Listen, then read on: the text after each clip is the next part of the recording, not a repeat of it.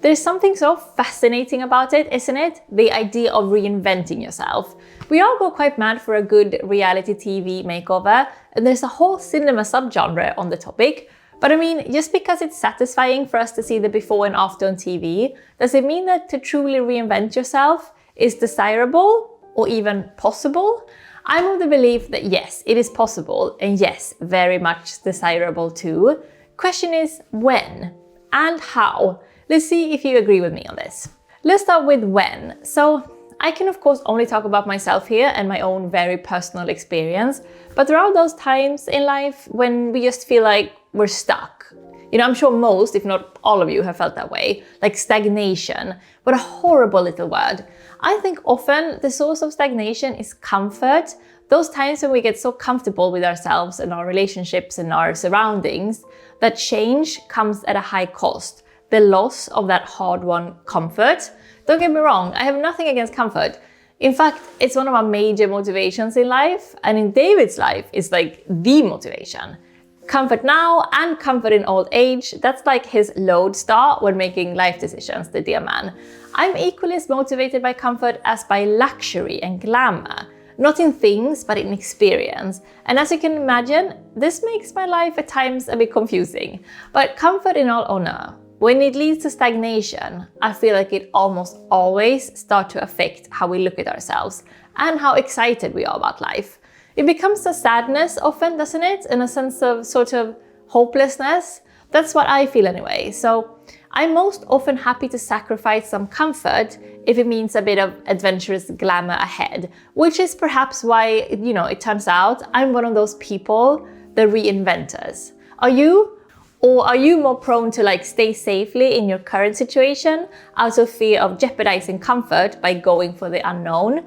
Anyway, when I look at my own life and those moments of abrupt reinvention, there are like 6 different ways this has manifested for me. Ways in which I've taken a big step out of comfort to reinvent myself, either by a lot or just a little. So let's look at those 6 things and see if you've ever gone through either of these modes of reinvention. Firstly, and perhaps least surprising shortcut to reinventing yourself, moving to a new city. Again, this is the stuff of cinema. We love a good moving to the big city film, don't we? And what I'm saying is that I've put this to the test many times in life. Wait, let me actually count. Okay, I think depending a little bit on how you count, I think I've moved to a new city or town or middle of nowhere, countryside, like a total of 11 times in my life. I've actually never counted before, I don't think. 11, that's quite a lot. So most of those 11 times, it has meant a complete clean slate in terms of like friendship circle. Granted, when I was a kid, I moved my family, so I didn't get like a complete clean slate. And later as an adult, every time I brought with me David. So for all this talk of moving to a new city, I've actually never done that completely by myself. And to be honest with you now, I'm not sure I would have had the courage to. Like, I'm always in awe when I meet a fellow reinventor type who's doing it all by themselves, like cutting all ties. That's like expert tier type of reinvention. For me, I've had the safety of either family or David, but otherwise, like, I've changed out of my social circle more or less completely. I think for the self-reinvention of moving to a new city to work, it kind of has to be to a place where you know no one or like next to no one. The reason why this is such a foolproof shortcut to reinvention is because I feel like the largest reason for stagnation is being seen as the person you've always been by your social circle. I noticed this so clearly when I visit Sweden, that when I meet relatives or old friends, they look at me like 17-year-old Jenny, and like the creepiest thing, I noticed that like because they treat me as her, I start behaving as her. It's completely subconscious and involuntary, but it's almost impossible to resist. And I often wonder who I would have been if I'd never left. How much would I've had the energy and stamina to change and evolve as a person if everyone around me was treating me like my old self? Do you know what I mean? I want to say a big thank you to Hume Health for sponsoring this video. Hume Health is all about empowering people with science-backed wellness tools, and I'm excited to introduce you to something that I've been trying, the Hume Health Body Pod. This sleek little device is a smart body composition scanner that offers insight into 45 health metrics, things like muscle mass, hydration levels, and resting heart rate. It uses advanced multi-frequency bioelectrical impedance analysis. Yes, it sounds awfully technical, but essentially it means that you're getting clinical grade precision in a device that fits beautifully in your home. Up to 98% accuracy compared to DEXA scans, but far more accessible. What I also find so useful is the Hume app that pairs with it. It syncs automatically via Bluetooth, giving me personalized reports and wellness insights that are easy to understand even without needing a medical degree. You can even see your metabolic age at the top of the graph, and that is the age that your body is essentially functioning at metabolically. I was quite pleased with that result, I have to say. It even connects with Apple Health and Google Fit, so everything stays streamlined.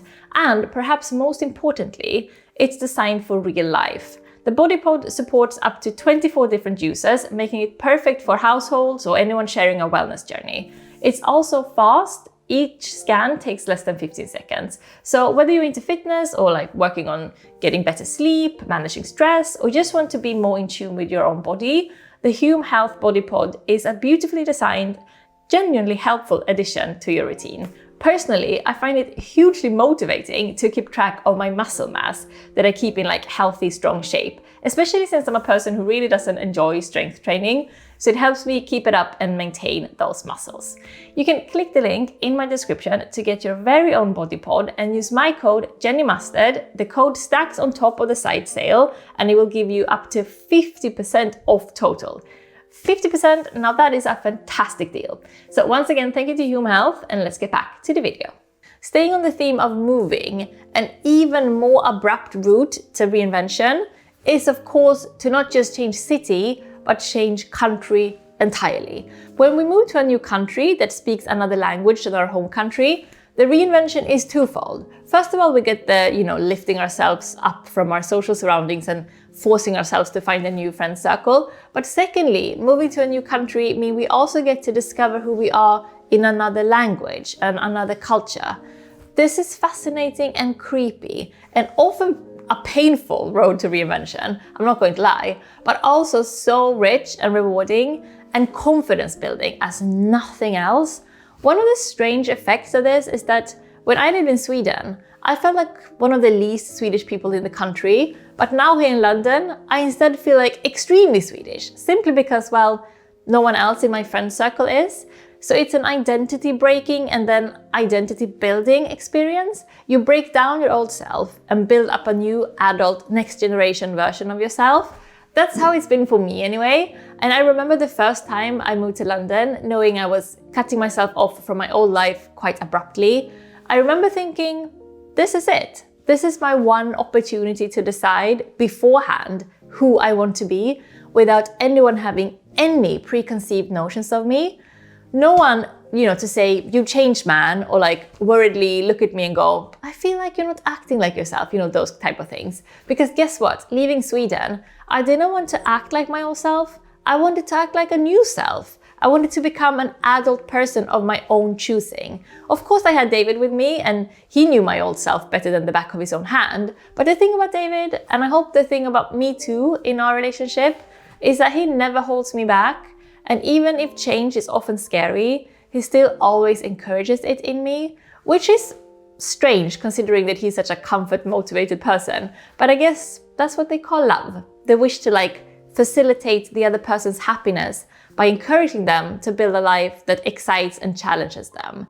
I feel like it's rare in romantic relationships, but all the happy long-term ones I know, they have this quality, anti-stagnation. Less drastic, but very effective, is of course to find a new social circle while staying put. We of course don't have to move country to meet new people, but I feel like this one comes with difficulties though, because often old friends don't like it when someone in their circle makes new friends, especially if those new friendships mean a personality reinvention. A lot of the "you've changed, man" discussions, if you know what I mean. But if we can navigate these relationship complexities, like getting to know new people, how much doesn't it affect and influence us? Especially if you're like me, a highly influenceable person. New perspectives, new worldviews, other ways of speaking, and new humor and new taste in music. I think it unlocks something in us when we have to adjust to fresh relationships like this.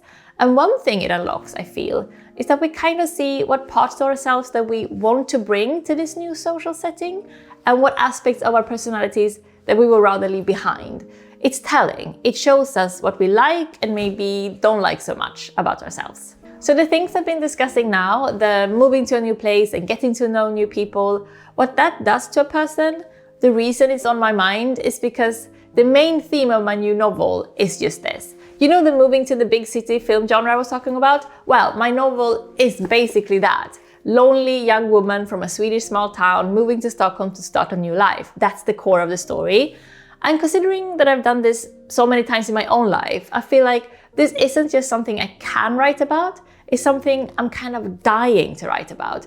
Because I love it, this feeling of a fresh start, the heartbreaking but adamant effort to make a new person of yourself. Of course, Sikan, the main character, she doesn't have the luxury of bringing a David with her throughout this overwhelming whirlwind type of experience. She is very much alone. And yes, in many ways, it's a heartbreaking novel. She has so much sadness around her, but also ultimately, I find it to be a hopeful, energetic novel because Sikan, well, she's just so bold. She's so weird and has this quiet, innate cockiness that just means that she goes for it, life, she wants it. A huge appetite, that woman. And this personality of hers is what has made her like a pure joy for me to write, even though there's a lot of sadness too. Because I love her. She's such a strange, offbeat, but beautiful character. And my God, does it make me happy to hear from those of you who've already read it, that so many of you feel that way. And yes, she's a bit of a strange one, but you still relate to her so much and feel for her so much. I was hoping you would feel that way too about her, since, I very much do, but I wasn't sure. So you getting in touch after you've read it is one of the weirdest but most wonderful things about being a novelist. Do you know what David said after he had finished reading it the first time? Because by now he's probably read it 8 or 9 times. Well, the first time he put it down after reading the whole thing, he said, I feel like I am Sikan. And considering that David very much is not like Sikan and still he could relate to her so much, I kind of figured that, okay, it isn't just me who feels that way about her. So for those of you who haven't read it but would want to, I'll leave links with worldwide free shipping in the description. Oh, and remember it will be out this summer in Spanish and this autumn in the US and in German translation too, if you prefer that. Okay, maybe a little silly sounding, but I don't think we should underestimate it. The power of a new style. Styling clothes, music, books, interiors, just daring to go for a new aesthetic. If you feel like your old aesthetic was maybe more handed to you by circumstance and adopted from the people around you, rather than your very own deeply personal style. Style as an expression of self, that's how we should look at it. Not following trends, not trying to fit in, not to show your social or financial or cultural belonging. No, style is more personal than that. It's an expression of who we are, our individual voice, filtered through all of our experiences and interests. It's not just clothes. For me, it isn't anyway. It's an expression of how I see myself at this specific time. This is fun, exciting, I feel, and not to be underestimated in how much it affects how we behave and carry ourselves. Less visually obvious, but similar in theme, allowing ourselves to pursue a new passion, a new interest or fascination, whether that be a creative outlet, like taking up photography or playing the guitar, or a consumptive interest, as in educating ourselves about something that interests us, or entertaining ourselves with a new hobby, or consuming a new art form, like starting to read more poetry, for example. Depending on how far we take this and how obsessive we become, I do think that yes, a new pastime or interest can have a reinventing effect. When someone suddenly becomes a country music aficionado overnight, or a Second World War expert, or gets a sudden joy for building adult Lego. You know what I mean? I love it when people do this. Charming, isn't it? Adults who keep their childish sense of wonder. Okay, maybe I'll make myself unpopular with this next one, but although I believe in respecting our elders, I don't much believe in listening to them. Or let me clarify, I think we should listen to everything our elders tell us very carefully, except when they tell us how to live our lives. unsolicited advice is there a more annoying and often damaging phenomenon. I love it when someone says, this has worked for me, but I hate it when someone says, so therefore you should also do XYZ. So passive advice, as in sharing knowledge and experience, wonderful. But honestly, I get so many comments from you, so many throughout the years, on the theme of feeling confused and heartbroken and guilt-ridden because you want to live a life that your elders don't agree with. I'm sorry, but our elders, often they need to back off and let us get on with things. Life is confusing enough as it is. Trying to find yourself and learn what you want and what makes you happy in life without someone looking over your shoulder with judgment. I'm lucky with elders. The elders that I've known in my life have never disapproved or tried to interfere, but I know that's not normal. So for me, it took me a while, like many years, to find that out about myself through trial and error, through inventing and reinventing, through many moves and many friends and many new styles of clothing. But now I think I know what I want and when I'm happy. I want David, I want London, and I want to write. A simple, scaled back life of leftist vegan ethics. But yes, with a bit of glamour and adventure, obviously. But what about you? What does that life look like? The one where you after a few reinventions, realize that, hey, maybe I don't need to change my settings again because yes, this might be it. Do you know? Or are you still very much in the trial and error phase? Or are you maybe stuck in that comfort of like dull stagnation? Your life story, please. I live for this stuff. You're sharing your struggles and triumphs. It makes it more real, that you're here, that it's just not me staring into the black hole of the camera lens. So I'm always excited to see what you write back. Oh, and don't forget, there are links with worldwide free shipping if you wanted to be a patron of the arts and support me, the thankful artist, by getting your very own copy of my new novel, What a Time to Be Alive. If you don't have money to spare, you can always ask your local library to get a copy free of charge for you, but I still get a little something back whenever one of my books is being lent. Lovely, isn't it? But okay, time for me to sign off. Thank you so much for watching today and for letting me talk about something that's so close to my own heart. Hope it resonated with at least some of you. Thank you so much for watching today and hope to see you very, very soon. Okay, bye bye bye.